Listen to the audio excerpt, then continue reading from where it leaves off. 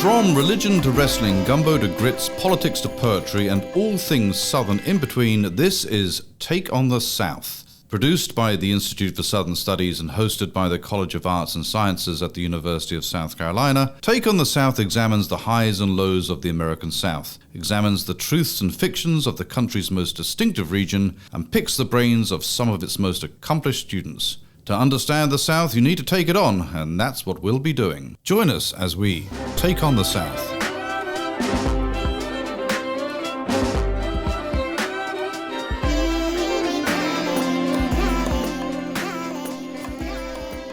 Welcome to Take on the South, the podcast, Institute for Southern Studies at the University of South Carolina.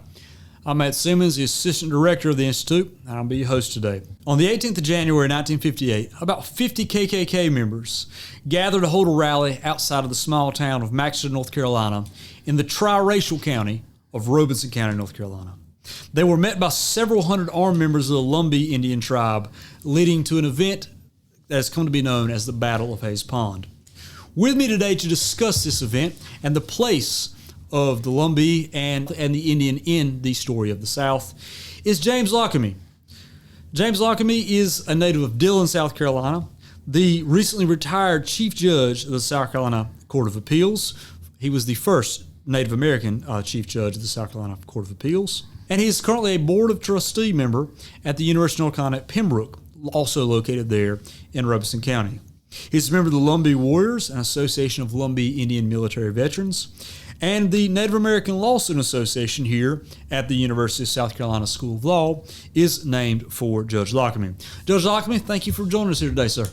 Well, good afternoon to you, Matt. Good to be here. I'm honored to be here. Very, very good.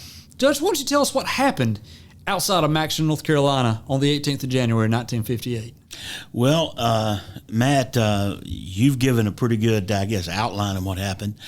I didn't know much about this until I remembered as a little boy watching something on the news. My father, I want to talk to you about that.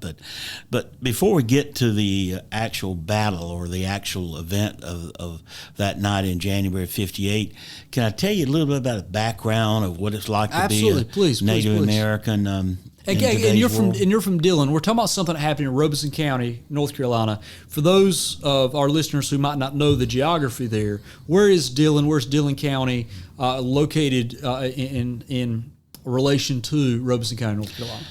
Well, Dillon County, of course, is on the border of North Carolina. Next to us is Marlboro County. We're probably from Robeson County. And by the way, interesting you say Robeson. I was at a gathering the other day, and some Native American says, all those whites call us Robeson. We're Robinson. How about that? But it is interesting the different pronunciation is Robeson. But Dillon borders Robeson County. If you go across 95 into Rowland, and then you go over towards Pembroke, but that's Robeson County. Then Marlboro County the same way. And a lot of people feel that the Native Americans who live in that area, southeastern North Carolina, Robinson, maybe even over into Columbus County, and Scotland and Cumberland County, as well as in northeastern Sandhills of South Carolina, Marlboro County, Dillon County, maybe into Horry and Marion, and maybe into Chesterfield, that they didn't worry about state lines. They were looking at places to stay. Some people feel that the Lumbee Indians, and I want to talk to you a little bit about how that name came about, but that the Lumbee Indians could very well be the descendants of the lost colony of Roanoke. The legend is that after Sir Walter Raleigh in 1586, they settled Roanoke, and then they left to go get supplies, and the Spanish Armada and all the warring with Spain interfered, and it was about 2 or 3 years before they get back that the colony itself had disappeared. We all remember in school the name Virginia Dare, the first English person born on this soil in the English colony area. But the people disappeared. They found no signs of struggle or anything, no graves, no blood or anywhere. They found just the word Croatan on a tree. Some people feel that a nomadic Native American tribe, American Indian tribe, came and rescued them, and they blended together and ended up in southeastern North Carolina, northeastern South Carolina. Others say that part may be true, but in addition, after the toll of so many Europeans coming into the Carolinas, so many Indians dying from disease and being killed by the increasing number of Europeans come in the battles and wars, that eventually also some of them basically were almost wiped out. They just sort of gathered together the remnants of what was left. And you find that there was a guy named Locklear who had property in that area of Robeson County. People gathered in that area. And Locklear is a British name, meaning locksmith. And that name is very, very predominant in the Lumbee area, as is Oxendine, Dial, Maynard. So they sort of gathered and settled in that area. They always had farming involved. There never was sort of living in teepees or that type of thing. And so even when Jackson sent the Native Americans, the Indians, the Cherokees, and others out to Oklahoma in the 1830s, he didn't send the Lumbees. Nobody took land from the Lumbees and sent them out there. And many people feel because they've always had this interesting English type names and living and farming, living as whites did, that basically that they were not the subject of the Trail of Tears. But they've never been able to be federally recognized as a tribe. For hundreds of years, they were just called Indians. Sometimes they were called Cherokees. Sometimes they were called Tuscaroras. There were all different names. Finally, towards the 19th century, because of that name Croatan from the tree, North Carolina called them the Croatans. And you look at some of the census records where they have people, they'll say this person was a Croatan. My great-grandfather, Alec Locklear, was a Croatan. Then after that, that became sort of a kind of a slur to call someone, hey, you Croatan, you Croatan. In the 20th century, the river that is called the Lumber River, research showed that initially, if you look at some of the maps in the 18th, 17th century, you'll see Lumbee instead of Lumber. And that's where most of the Croatans and the American Indians, who all blended together, where they were staying. So they decided that they wanted to have another name other than Croatan. And they petitioned, and the North Carolina General Assembly officially named them the Lumbee Indians, after the river, which originally was Lumbee. And what is that name, Lumbee? Because I grew up next county over from Columbus County. I grew in Columbus County, next county over, and we were always told the Lumber River was called the Lumber River because they floated logs down it. You know, they had lumber mills, they floated logs down it, and that's what it was there for. It's called that. This is revelatory to me that it was originally called the Lumbee River. Do we know what that word means, where it come from? Other than the various Indian names, Lumbayi, Lullaby, but then Lumbee has gradually come to that. But then, as you said, because it was so much logging going on, gradually the name for the river changed to Lumber, because so much lumber was sent down that Lumbee River that people just began referring to it lumber. They forgot the fact it was originally Lumbee or something close to that pronunciation. And so North Carolina agreed to recognize this group, about 30,000 Lumbees in the early 1950s, and so that was the birth of the Lumbee Nation. They have state recognition. They do not have federal recognition yet. There's been many efforts to do so. Usually makes it through one house of Congress and not the other. But in North Carolina, they have an organizational office. They have records. They have many means of becoming a member of the tribe. They have meetings and tribal officers and those things, but mainly they live just like whites.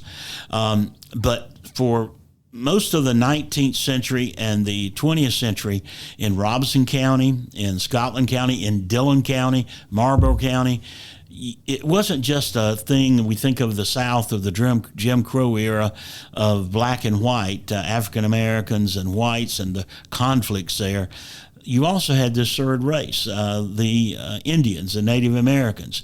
And you had actual schools where Indians went to the schools that were not the African American schools, not the white schools, were actual separate schools. You have places and stories of many restaurants who wouldn't serve Indians just like they wouldn't serve African Americans. And I don't say this in the sense that the prejudice against Native Americans was as horrendous and horrible as it was against African Americans. I don't think it was, but it still was there.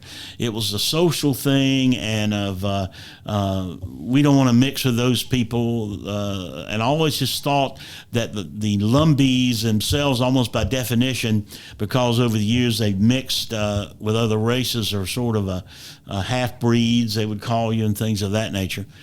As I was born in Dillon County, my father was born in McCall, South Carolina. His name was Locklear. And I've done some checking and saw where his father was born, and his grandfather born in Robeson County, named Alec Locklear, and on the census it says Croatan. But my daddy is a Locklear. He experienced somewhat of that differences about the fact that people realized he was not white, but yet African Americans said he's not black, and he was rather quiet about it. He met my mother. Both had been married before. My mother's family is Scotch-Irish, and they did not want her dating or marrying an Indian, especially they said not a Locklear.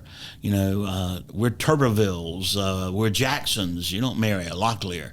So my father, in the 1940s, went down to the courthouse, filed a little petition, and changed his name from Locklear to Lockemy. How about that? So my name is just made up. He made it up. How about that? And from that, they got married, and the name Lockemy became their name. My mother wouldn't talk to us much about my father's heritage, and neither my father. Remained quiet. And I found out later the reason. The KKK at the time was very active in the 40s and 50s, and there was a big concern about not only African Americans who might date white women.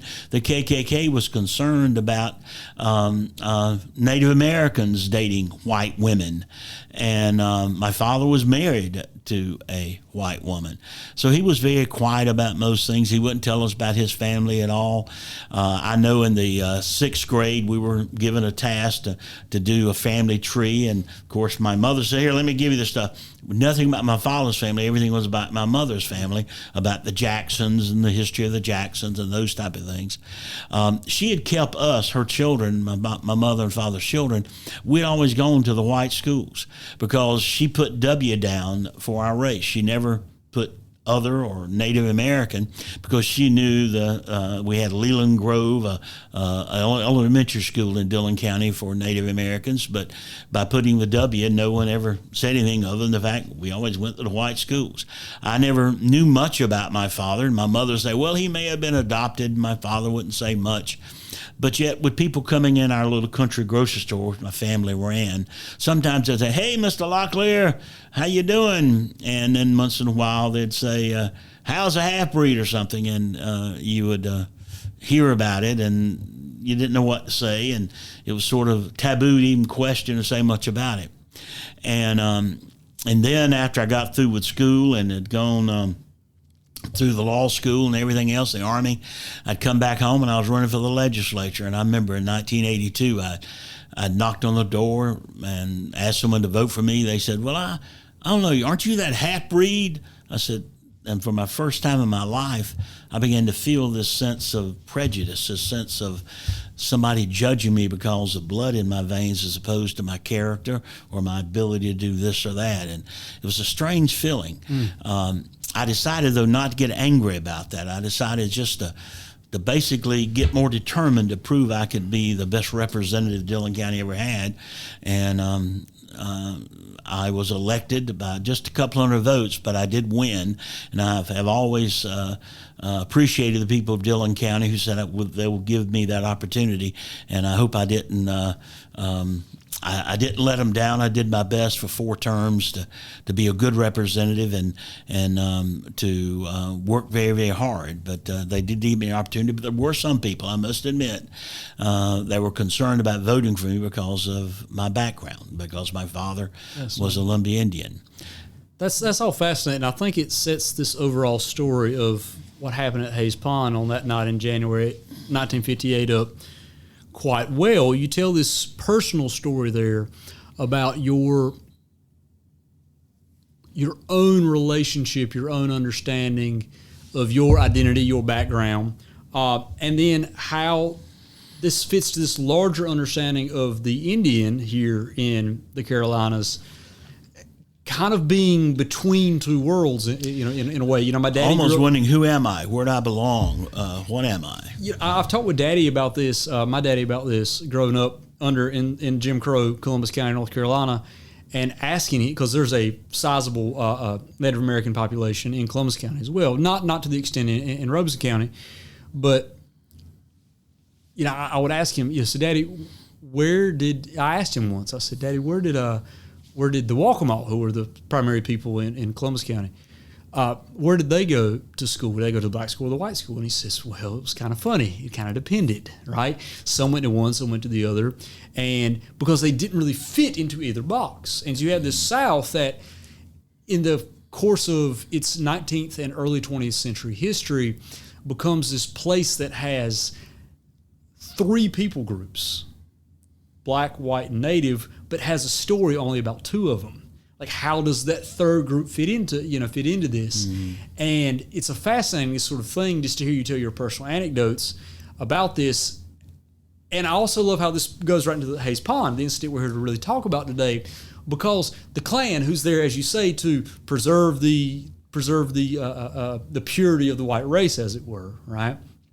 From blackness, but also from Indianness, if you will, right?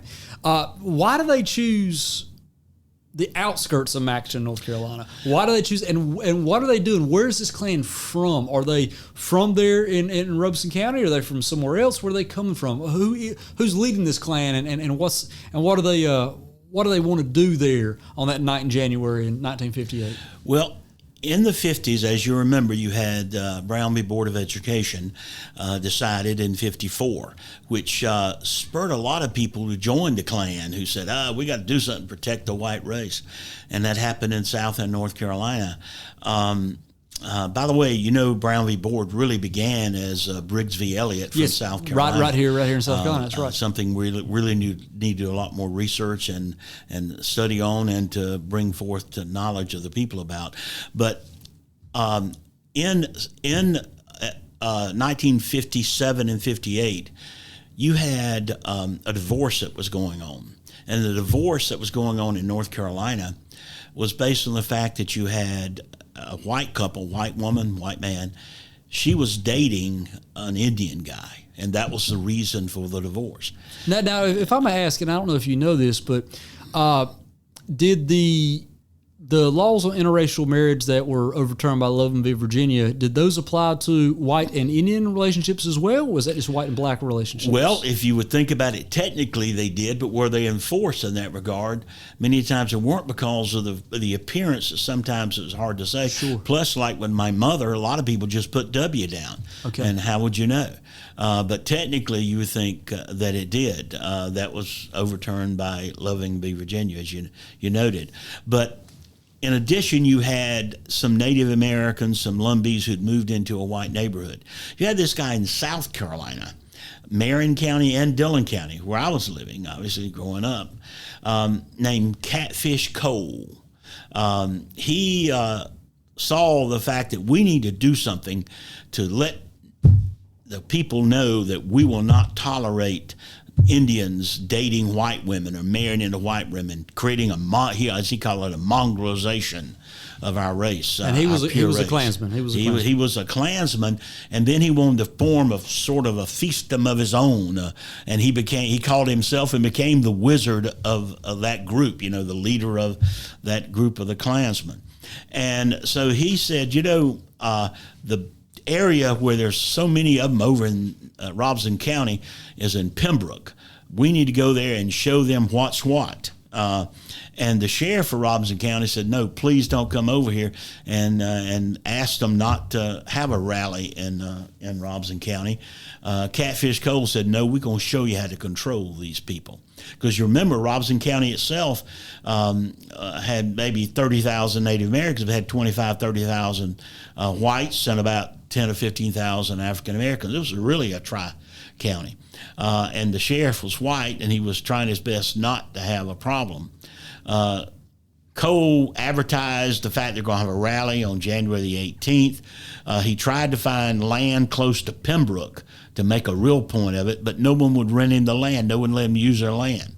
Neither whites nor African Americans nor Native Americans wanted anything to happen on the land. He finally found someone who was friendly out of about 10, 12 miles out of Pembroke, close to Maxton, close to Hayes Pond, out in a field.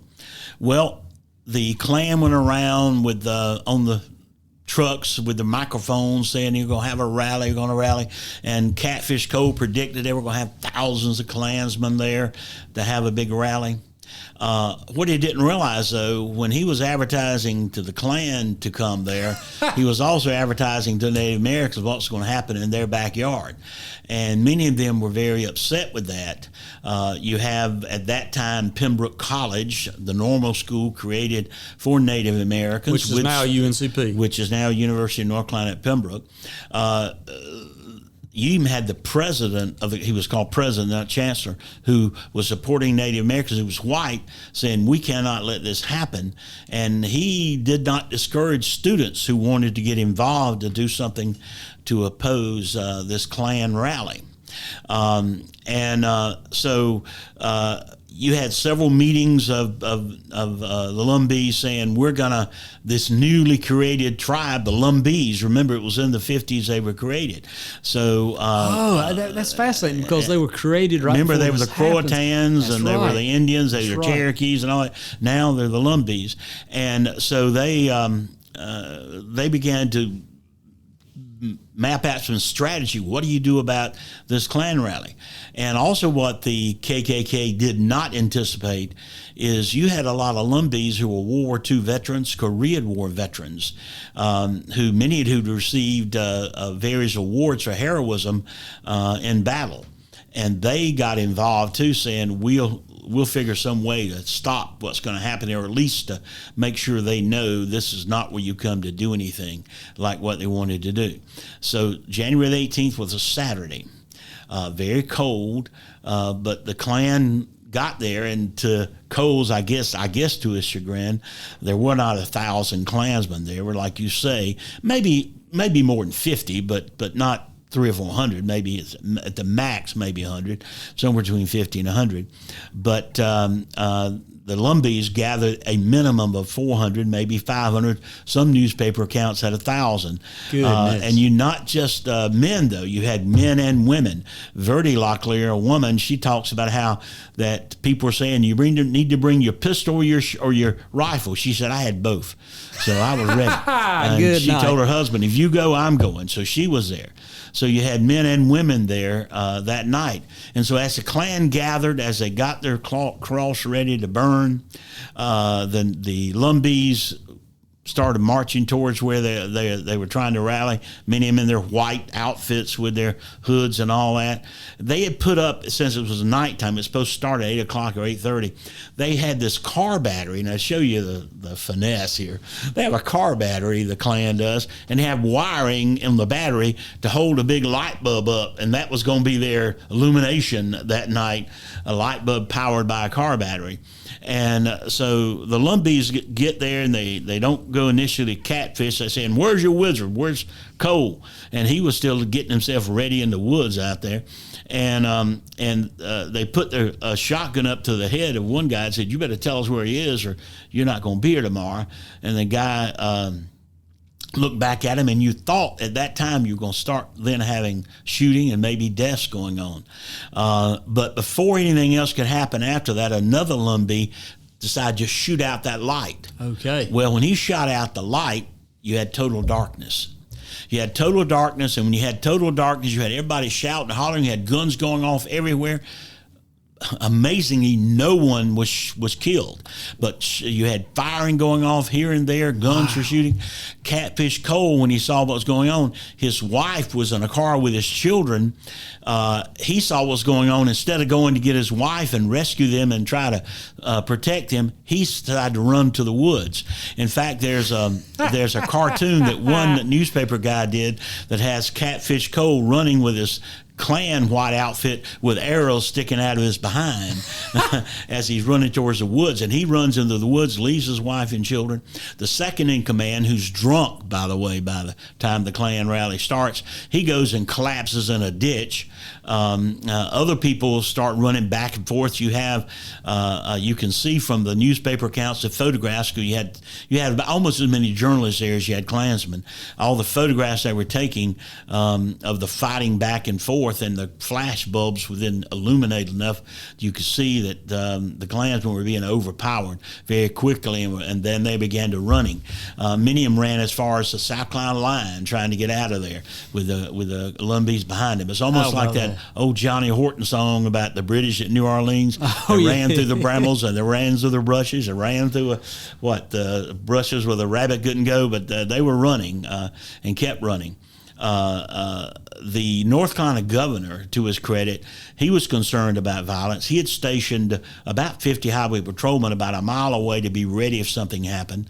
The Robeson County Sheriff's Office had about 10 or 12 deputies. Once things started and they saw getting out of hand, the highway patrol came in. They restored some sort of order after a while. They arrested that second in command guy in the ditch who was drunk, took him to jail. What do they charge him with? They charged him with public drunkenness and disorderly conduct. Then they later charged him with inciting a riot. They had a warrant also for Catfish Cole, but this time he'd come back over into South Carolina, and he was at his home and said, "I'm not going back to North Carolina. They're not going to make me go across that line." Of course, then they have a warrant. You've got to have extradition, and he failed in his efforts to stop extradition, and he got sent back to North Carolina. And funny thing is, the second in command for his public drunkenness and was sent in front of what is we call in our state a magistrate's judge, but a court-recorded judge named Maynard, who was a Lumbee Indian. Oh, man. That must have been who sentenced him to 60 days, but suspended it with a fine to show that how we can be magnanimous. How about Of course, that? he was later, though, indicted for the inciting a riot in Superior Court, which is like our circuit court, where they both, he got a lesser time, but Catfish Cole was convicted and got 18 months in jail. He tried to fight that. He appealed it. He finally lost, so and had to serve time in jail. It made national news. You had Life magazine put him on the cover of the magazine. You had photographs of the Lumbees. Two Lumbees who had been World War II veterans. They drove all the way to Charlotte because the Charlotte Observer wanted to interview them in the TV station. They brought with them the Klan, some of the clothing they had ripped off of them. So the they had flag, ripped off Klan robes and they threw down the cross they want to try to burn. They had portions of it, and you have a photograph in Life magazine with them adorned with the robing of the Klan, laughing and smirking at what they have. You had, you remember Peter, Paul, and Mary, Pete Seeger. Yes. He and another lady, a folk singer, her name is Malvina Reynolds. They actually did a song about it called The Battle of Maxton Field, since it was close to Maxton. Some people call it Maxton Field.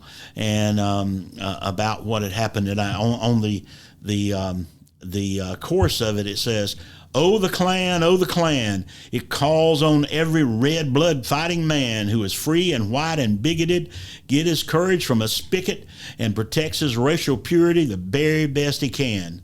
The Indians, they are our natural foe. They lure our girls with coke and pie and take them to the show. They wear blue jeans and leather coats, but anyone can see they're not real Americans, the like of you and me." But of course, that night, the veterans of World War II, the true Americans who risked their life for this country, showed, yes, they are true Americans. I was about 7 years old when this happened. As I told you, my father was very quiet about things. And the reason for this rally, was because of a Native American dating white women and the thought they want to try and make sure Native Americans kept in their place and didn't go into white areas. And my father married to a white woman. We had a country store, and like most country stores at that time in 58, we had the only TV in the entire very poor neighborhood. Mostly African Americans lived there, some Native Americans, and mostly African Americans. People would come to the store to watch the fights and to see baseball games, Dizzy Dean announcing the ball games and things like that. And I remember, though, in January of that year, all of a sudden the news hit, the national news about what had occurred at Hayes Pond. My father went over to the TV around the counter up to the front, and it was sitting on top of our meat counter where we had many of our fresh meats and fresh cuts and all. And he reached up, and as you had to then, he turned the knob up for the volume so we could hear it better. And there I'm standing wondering what my father's looking at. And I just remember as a boy, him seeing all the images and seeing the Lumbees running the Klan through the woods, and hearing the governor of North Carolina praising the Lumbees, hearing the sheriff of Robeson County saying the Lumbees were right in this thing, that the Klan is the one who started the rally. And my father reached down and grabbed my hand, and he had a little tear coming from his eye. And I remember him squeezing my hand, and with a kind of a sense of pride, he said, "Those are your people, son. Those are your people." How about that? And I knew that there was something going on there that made my father very proud. Unfortunately, I didn't know enough at that time to be very proud about it. But now, today, I'm so proud of my father. I'm proud of those Lumbees that stood up that day. Because if you think about it, that might have been the beginning of the end of any power the Klan had in the South. That was the first time the Klan was ever run out of a southern city. And that really, to me, hopefully was the beginning of the end of the Klan. My father made me proud. Wow, and it was Lumbee that did that. And the Lumbees, yes. Wow. So this actually brings up a question then. So if this moment can be reasonably understood as the beginning of the end of the Klan having significant power. There were little spurts of it coming back in the 60s every once in a while, but you don't really see the large gatherings. I mean, you still have the Klan now, but I mean, the joke is now if you have, Klan rally, half of them are FBI agents. That's not only that, but not in the sense of numbers. You're right about that. But here you end up with the establishment feeling bad against the Klan and with the Lumbees. The governor of North Carolina saying the Lumbees are correct here. This Klan thing was wrong. The sheriff of Robeson County, a white person, being very much saying the Klan was wrong. The Klan is something that's starting fights, starting riots, violence that we don't need. Yes. So you begin to see here many of the whites in government positions who are realizing the Klan is not something good for our country. Which is, I think, really interesting that it's these white governmental leaders in, North Carolina, local and state leaders there, standing with the Lumbee, not with the other white folk, with the Klan there, right? Mm-hmm. How did this play out? So it obviously got national press. You were saying it's shown up in Life magazine, and these people are being interviewed and celebrated on television. How did this show up with do you know how it showed up in other Southern political leaders? How it was, when you get down to Georgia, Alabama, Mississippi, what were reactions like in places like that? Or was this just a thing where these positive reactions were essentially a Carolina thing? How did the South Carolina government respond to this, if you know? I don't think South Carolina responded at all because, number one, you had this fear of response, too, that you didn't want to go too far, that you might have a bad reaction, and you had people running for office to be elected.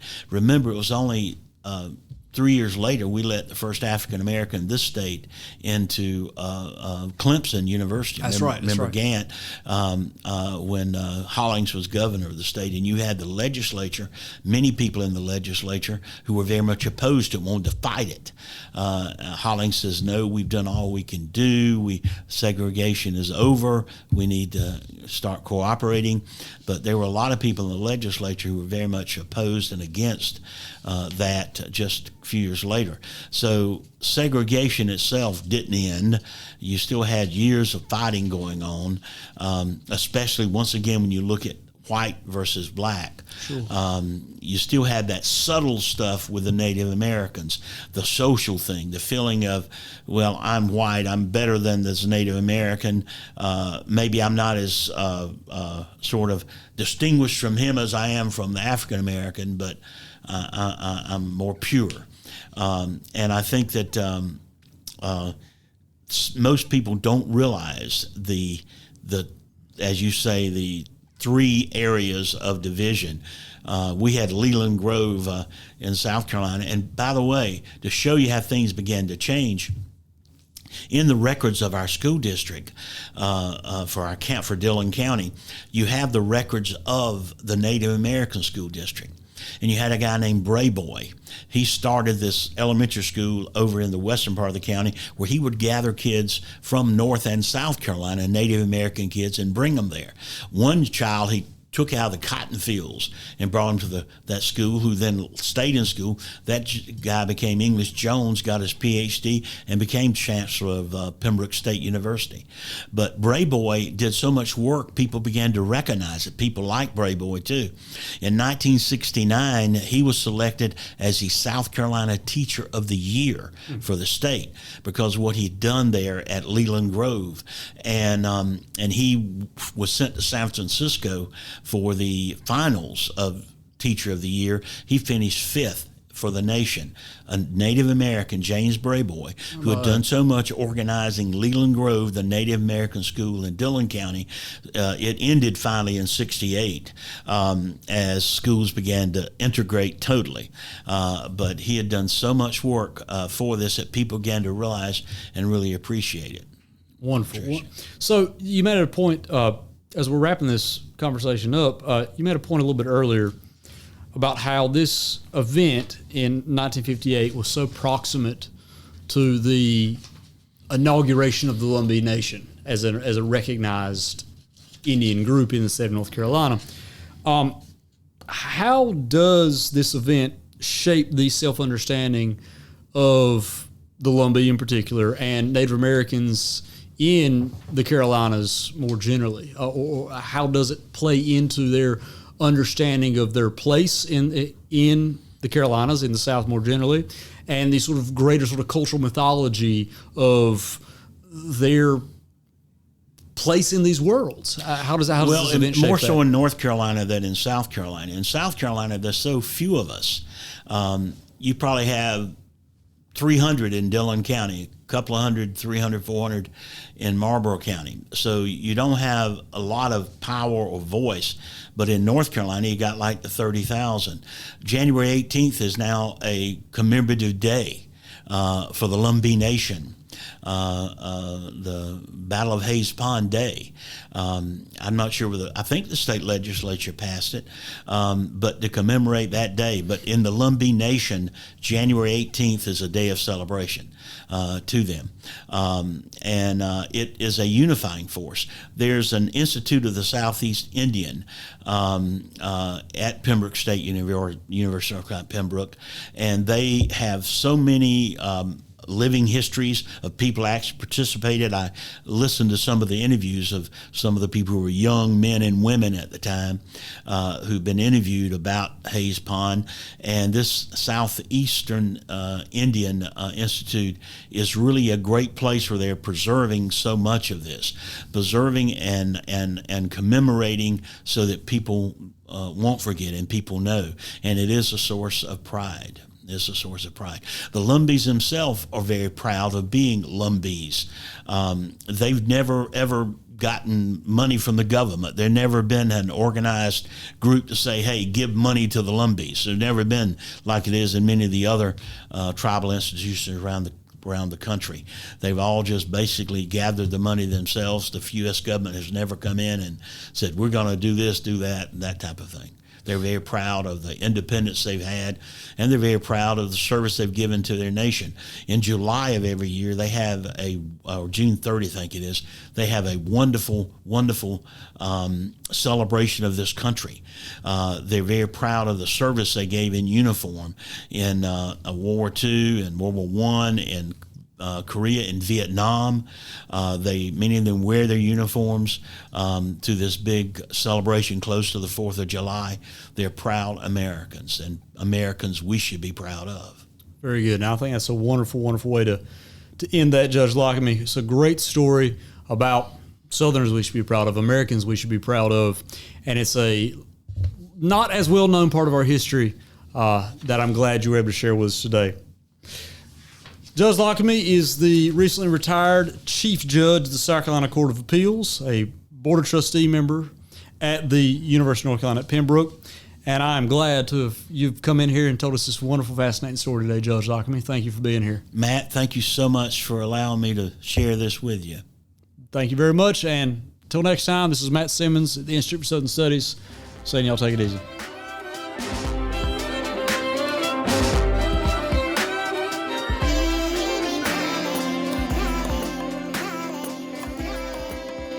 That was our Take on the South. Let us know yours. Find us on Facebook, Twitter, and Instagram at U of SC South. Take on the South is produced by Matt Simmons of the Institute for Southern Studies.